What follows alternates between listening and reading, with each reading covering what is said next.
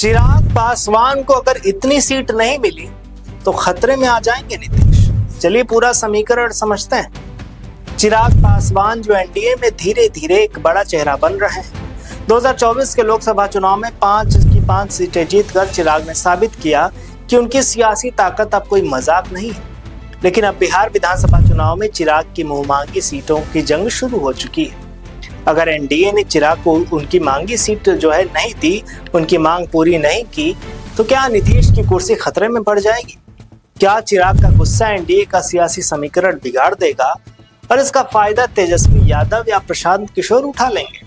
चिराग पासवान वो युवा नेता जिन्होंने 2024 लोकसभा चुनाव में 5 की 5 सीटें जीतकर बिहार की सियासत में तहलका मचा दिया।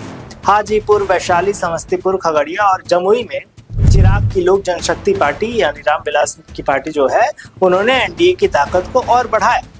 6.47% वोट शेयर के साथ चिराग ने साबित किया कि उनकी पकड़ सिर्फ पासवान समुदाय तक सीमित नहीं है। अब बिहार विधानसभा चुनाव में चिराग 25 से 40 सीटों की मांग कर रहे हैं। चिराग ने 8 जून को आरा में कहा कि मैं बिहार के 243 सीटों पर लड़ूंगा। उनकी इस घोषणा में एनडीए में हलचल मच गई। सोशल मीडिया पर लोग कहने लगे कि चिराग पासवान अब बिहार का अगला बड़ा चेहरा है। लेकिन सवाल यह है कि अगर चिराग को उनकी मुंहमांगी सीटें नहीं मिली तो क्या एनडीए का साथ छोड़ देंगे?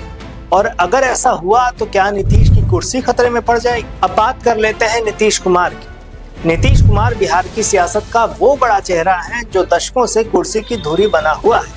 लेकिन 2020 में चिराग पासवान ने नीतीश की जेडीयू को 28 से 34 सीटों का नुकसान पहुंचाया।